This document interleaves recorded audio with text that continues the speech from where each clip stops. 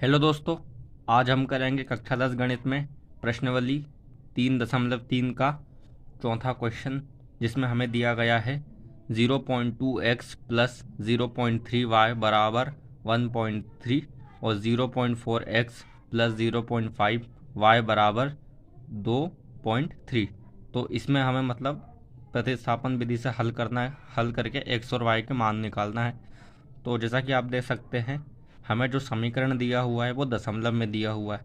तो हम इसे पहले दशमलव से चेंज कर देंगे और हम इसे सरल कर लेंगे और फिर हम इसे समीकरण नाम देके इसे सॉल्व करेंगे। तो हम इसे करते हैं। हम एक काम करते हैं, दशमलव हटा के अगर हम दशमलव हटाते हैं तो बटे में दशमलव के बाद जितनी संख्या है उतना एक ज़ीरो बढ़ जाता है। तो हम ये दशमलव हटाएंगे तो इसमें 2 के बटे में 10 लग जाएगा, इसमें भी 10 लग जाएगा, क्योंकि इसमें दशमलव के बाद एक ही संख्या है। तो हम इसे इस प्रकार से लिख सकते हैं कि 2x/10 प्लस इसे हम लिख सकते हैं 3/10y बराबर इसे हम लिख सकते हैं 13/10।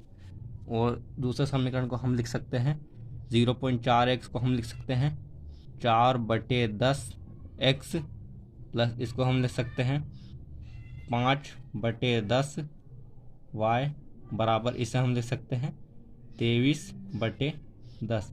इस प्रकार से हम इसे लिख सकते हैं। अब हमें इस समीकरण को सॉल्व करना है, क्योंकि ये बटे में दिया हुआ है, तो हम इसे सॉल्व कर लेंगे। तो हम सबसे पहले इस समीकरण को सॉल्व करते हैं। तो लिखते हैं हम 2x/10 प्लस 3y/10 बराबर 13/10। अब देख सकते हैं कि तीनों में 10 10 10 कॉमन है। तो हम एक काम करते हैं, इसे 10 से गुणा कर देते हैं, क्योंकि हमें ये 10 हटाना है। तो हम लिखते हैं 10 से गुणा करने पर। तो जब हम 10 से गुणा करेंगे, इसमें 10 से गुणा करेंगे तो ये 10 कड़े आएगा, तो बचेगा अकेला 2x। तो हम यहाँ लिख देते हैं 2x प्लस ये भी 10 कड़े आएगा, तो ये हो जाएगा 3y बराबर ये भी 10 कड़े आएगा, तो ये बराबर हो जाएगा 13। अब हम इसे समीकरण एक नाम दे देते हैं। इसी प्रकार हम दूसरे को भी हल करेंगे। तो लिखते हैं इसी प्रकार। अब देख सकते हैं हमें दूसरा क्या दिया हुआ है। दूसरा हमें दिया हुआ है 4/10x प्लस 5/10y बराबर 23/10। तो हम इसे लिख लेते हैं। हमने लिखा 4x/10 प्लस 5y/10 बराबर 23/10। तो इसे देखिए हम किस प्रकार से करेंगे। इसमें भी आपको 10 कॉमन दिख रहा है, तो हम इसमें 10 से गुणा कर देंगे। तो लिखेंगे 10 से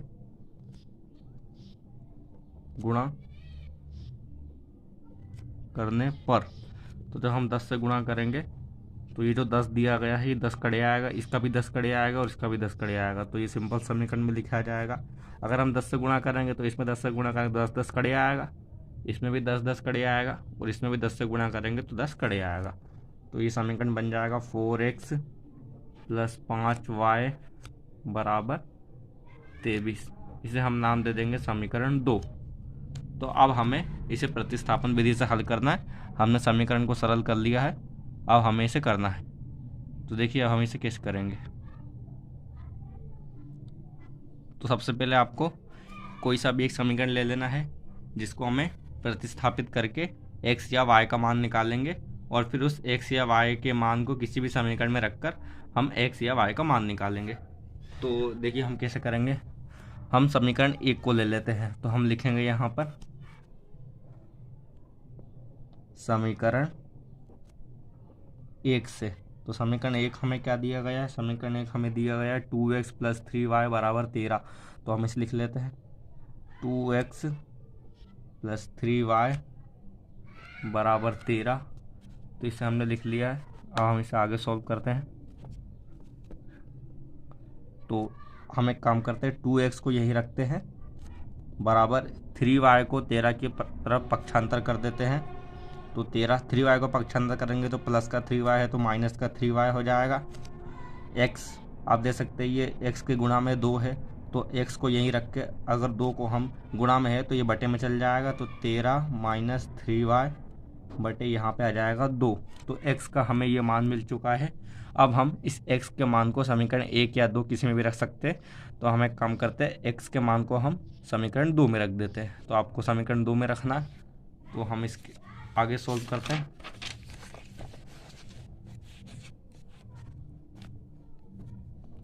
हम लिखेंगे x का मान समीकरण 2 में रखने पर। तो समीकरण 2 हमारा क्या था? समीकरण 2 हमारा था 4x, हमारा समीकरण 2 था 4x प्लस 5y बराबर 23 था। तो हम इसमें x का मान रखते हैं। तो हमें x का मान क्या है? तो 4, हमने x का मान निकाला है 3y। हमने x का मान क्या निकाला था, आप देख सकते हैं यहाँ पर x का मान हमने कितना निकाला था? x का मान हमने निकाला था 13 माइनस 3y बटे 2। तो हम इसे लिखते हैं, तो ये 13 माइनस 3y था, तो 13 माइनस 3y बटे 2 प्लस 5y बराबर 23। तो हम इसे आगे सोल्व करते हैं।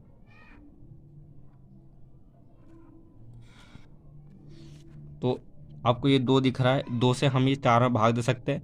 तो 2 से ये 4 2 बार में कड़े आएगा, तो यहाँ बचेगा 2। तो अब इस 2 का गुणा हम अंदर कर देंगे। तो यहाँ पर हमें दिया गया है 13, यहाँ 3y, यहाँ 5y बराबर 23। ऐसे का ऐसा ही लिखना है। अब 2 का गुणा हम अंदर करेंगे 13 में, तो 13 दूनी कितना हो जाएगा? 26, और 2 का गुणा 3 में होगा तो हो जाएगा 2 तिया 6y प्लस ये 5y वैसे का वैसा ही बराबर 23। 26 माइनस प्लस हो जाएगा माइनस, तो 6 में से 5 जाएगा तो बचेगा 1। चूँकि बड़ी संख्या के सामने माइनस है तो हमें माइनस का y मिलेगा बराबर यहाँ आ जाएगा 23। अब आपको क्या करना है, माइनस का y हमें दिया गया है तो माइनस के y को यहीं रखना है बराबर 23। प्लस का 26 उठा के पक्षांतर करना है, तो प्लस का 26 उठाएंगे तो माइनस का 26 हो जाएगा। अब हमें इस 26 में से इस 23 को हमें घटा देना है। तो हम 26 में से 23 को घटाएंगे तो हमें मिलेगा 3, क्योंकि बड़ी संख्या के आगे माइनस हैगा तो हमें मिलेगा माइनस का 3। आप देख सकते हैं दोनों में माइनस माइनस है, तो माइनस से माइनस कड़े आएगा, y बराबर हमें 3 मिल जाएगा। अब हमें y का मान मिल चुका है, तो हम इस y के मान को हमने जो समीकरण 3 निकाला था हम उसमें रखेंगे। तो समीकरण 3 हमने इसे नाम दिया था, हम नाम देना भूल गए, तो इसे हम समीकरण 3 नाम दिया था। तो हम यहाँ लिखेंगे समीकरण 3 से। तो समीकरण 3 हमें क्या दिया था? समीकरण 3 दिया हुआ था x बराबर 13 माइनस 3y बटे 2। तो हमें y का मान कितना दिया था? y का मान हमने 3 निकाला है, तो 13 3 गुणा y की जगह हमें 3 रखना है, तो हमने यहाँ 3 रख दिया बटे 2। x बराबर 13 ऐसे का ऐसा ही माइनस 3 तिया हो जाएगा 9 बटे में 2। x बराबर 13 में से 9 गए तो बचेंगे 4, 4 में 2 का भाग जाएगा तो x बराबर आ जाएगा 2। तो इस प्रकार हमें x बराबर 2 और y बराबर 3 मिला है। तो हम इसे लिख लेंगे फाइनली अभीष्ट मान x बराबर 2 और y बराबर 3 है। तो ऐसा ही आपको ये सवाल सॉल्व करना है। आशा करता हूँ कि आप अच्छे से समझ में आया होगा। तो आप इसका स्क्रीनशॉट ले लीजिए।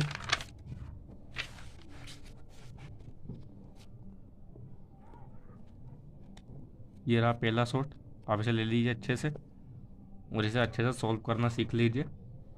आपको जो है प्रतिस्थापन विधि अच्छे से आ जानी चाहिए। उसके बाद ये अगला,